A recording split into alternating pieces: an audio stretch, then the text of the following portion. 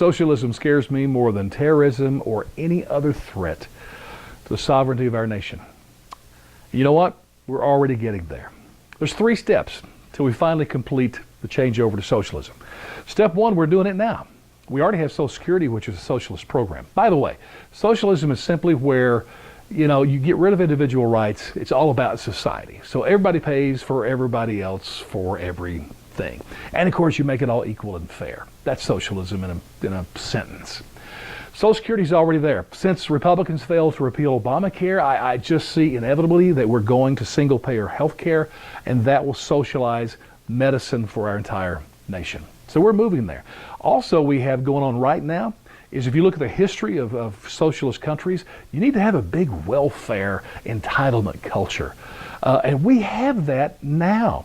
We have over 100 entitlements that our government provides people who need assistance for whatever, which includes Medicaid, Medicare, Social Security. Medicaid, 70 million people on that now. Never mind food stamps and all the rest. And by the way, one of the big reasons why Democrats, they want to legalize or make citizens of the illegal aliens that are here is because this will force them into the system, and the result is government will have to take more control just to pay for all the mess.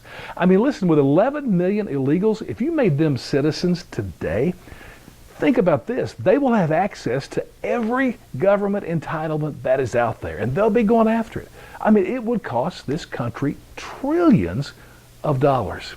What would we do? I can't pay for all of that.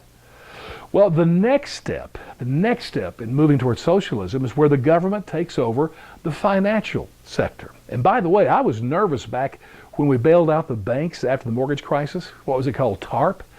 There were people talking then that if we're going to give banks all that money, there needs to be government bureaucrats sitting on those boards at the big banks, involving in the decision-making process. I was so nervous when I heard that. And by the way, I was against giving the banks the money to begin with, but certainly not putting the government on the boards. Well, Bernie Sanders, in his book, he says point blank, the first thing we should do is the government take over completely the financial sector. So the banks are government banks, and so they really have control of the money at that point. And then you move through other Wall Street industries and companies and begin to take over those. I know one that they would be all over, and that's the energy. I mean, can you imagine progressives having control of the oil companies? Oh my goodness. I mean, Venezuela did that, and one of the first ones they took over, of course, was the oil industry, because that's the biggest industry in Venezuela. It's where they get all their money from. And so the socialists would have to have that industry, because there's no way we can afford all this. You can only take so much of my money. So they'd have to take that industry and use that money for, all of us to have all that we need. Well, then the final step is where you just move into the mode of central planning, because that's the only real way that you can get to true social justice, equality, fairness, all those utopian thoughts. That's the only way.